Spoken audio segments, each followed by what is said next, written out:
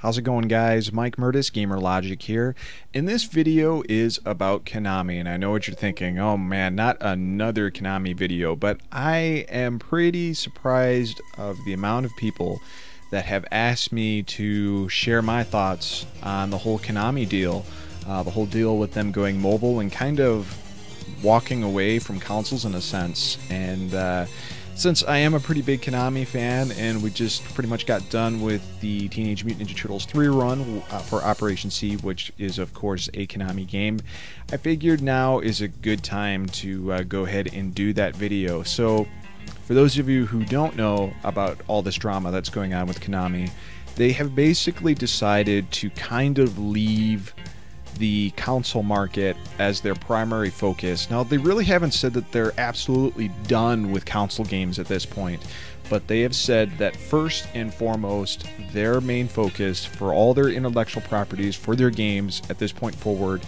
is going to be mobile games. So your iPhone, your iPad, your NVIDIA Shield, whatever, right? That is going to be their primary source, their primary place where you can get their games from. And there are a lot of gamers out there that are not happy with that.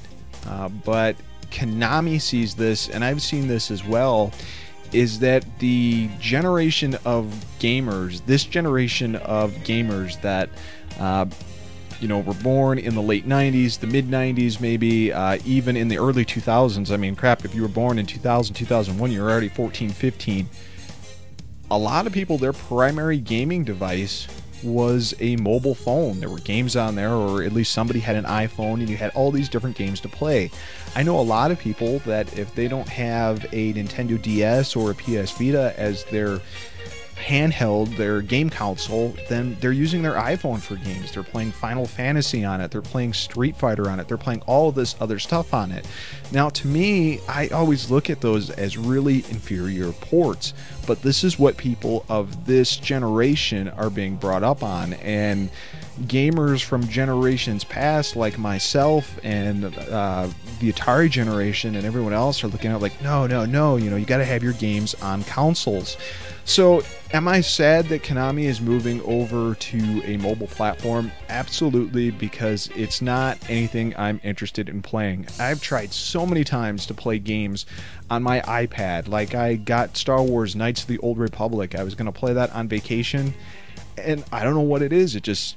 The game is amazing, but the platform doesn't grab me. It feels so disconnected from holding a controller or holding a keyboard or holding a mouse that I've just never been able to get into it. And it's one of those things. Future game companies could start going in this method too. Capcom is probably the best example of that. When they start running out of HD remakes for the consoles and they don't want to commit to new intellectual properties, they're probably going to go strictly mobile too. And if I want to play Street Fighter 6, then I might have to figure out how I'm going to get an arcade joystick connected to my iPad or my Android device. Now, unless we see major console manufacturers fund these games, like a good example is Street Fighter 5, is exclusive to the Sony PlayStation 4. The console maker itself approached the game company, gave them a ton of money, and said, here, make this game. Because you got to imagine that not only gamers are freaking out about this, but console makers are freaking out about this too, because these major companies are disappearing. They're kind of skipping them in a sense, and they're going to these mobile devices. Android easier to get into the marketplace a little bit more than Apple, but still pretty scary. So I think it's just kind of a sign of the times in the way the major corporations of game companies are going, and it's completely sad. But if you want to continue playing these games, either we got to look to the game console manufacturers to get those companies to make those games by giving them money, or evolve or die. If you don't want to go to that platform, you're not going to play those games. But that doesn't take the fact away that I can still go back and play Castlevania 1, 2, 3, Super Castlevania 4. I can play all the great games in Konami's library, even with the fact that they're going mobile. It's not like those games are ever going to disappear. And in hindsight, if you honestly think about it, the games that we enjoy from Konami are from 10, 20 years ago anyways. There are not a ton of games that they put out on modern systems that were great. You know, Castlevania, Lords of Shadow, the first one was alright, the second one sucked. And I'm trying to think, I can't think of any memorable Konami games on a modern console off the top of my head. But I could name, geez, 5 or 6 on each 8-bit or 16-bit platform. So, you know, I think it's the fact that they're going mobile just bites a little bit at the nostalgia that Konami was to a lot of people. Now, is this the end of the gaming industry like everyone is saying it's going to be? Absolutely not. At least not yet. What we're seeing here is something very similar to what happened to the music industry in the late 90s and early to mid 2000s. You know, as a music artist myself, when I got into music, the big thing was get a fan base, get signed by a major label, and that was really the only way to get your music out. Whether you went on a small label or a major label, the major label was kind of your ticket to greatness, and you had to do a ton of work and you had to prove yourself, and you would hope that you would get signed by a major label and hope that you don't get screwed in the process and lose the rights to your music and all this other stuff, right?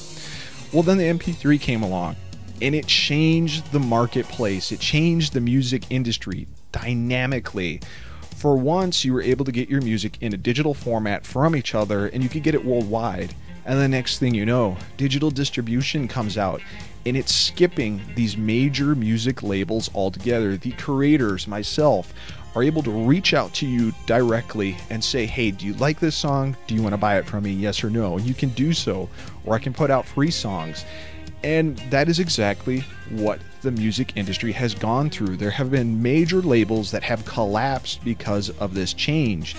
And now you can get your music directly through the creator, right? Well, that's exactly what is happening right now with all of these games from major game creators like Igarashi from Castlevania Symphony of the Night, who's doing the Bloodstained Ritual of the Night, or whatever it's called. Bloodstained is one I backed because I want another Symphony of the Night type game, and that's what he's going to deliver. I think this generation and the next couple generations to come is going to be just like the music industry.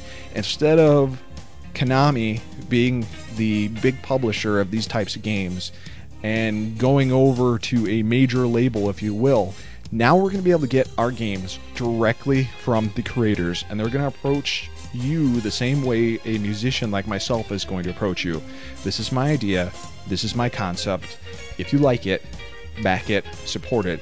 And look what happened with Bloodstained. It's made millions of dollars, and we are going to see a potentially great game with all these extra bonus features.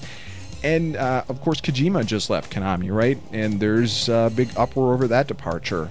There's nothing stopping Kojima from making a new point-and-click adventure in the way of Snatcher or Policenauts. He could very well get a team together and say, hey, here's my Kickstarter for this. This is the vision I have for it. Yeah, it borrows these concepts from all these other games, and I know you like these games, and this is what I want to do. This is my vision. This isn't Konami's vision. This isn't Capcom's vision. This is my vision, and I want to sell it to you. If you like it, then the gaming collective is going to vote for it, and that's exactly what is happening. So there's nothing to fear about the game industry collapsing, because now the amazing creators of all of these amazing games are going to be able to do what they want, however they want it, without a board to talk to. And when that starts drying up, when people aren't interested in that anymore, and they don't want to get the stuff from the creators anymore, maybe because things get oversaturated, then maybe it's time to worry about the state of the gaming economy. And maybe at that point, that's when the major companies will step in again and make things interesting. But we have nothing to worry about as far as gaming goes. Konami, if it goes out of business, if Capcom goes out of business, we've seen it before. Somehow those intellectual properties live on in one shape or form or another. A good example is THQ just a couple of years ago lost a ton of great stuff, a ton of great game franchises that they had because they were going out of business. But what happened to those games? They were still made. They just went over to 2K or various other buyers. So there are big companies out there, small companies out there that know that these games, these franchises have major fan bases with it, and they'll go out of their way to drop money on it and see what they can do with it. Now, will it be a good game? Will it be a bad game that comes out of it? Well, that's the risk you take. But we don't have anything to fear about the game economy or gaming stopping, and like I said, there's nothing stopping us from going and grabbing our copies of Castlevania 1, 2, and 3 and playing it. And while you play those games, remember what Konami is good for. And yeah, it's sad that it's not going to be the same way, but it's not the end of the gaming world, folks. So that's just my thoughts on Konami. Hope you enjoyed it. Thanks.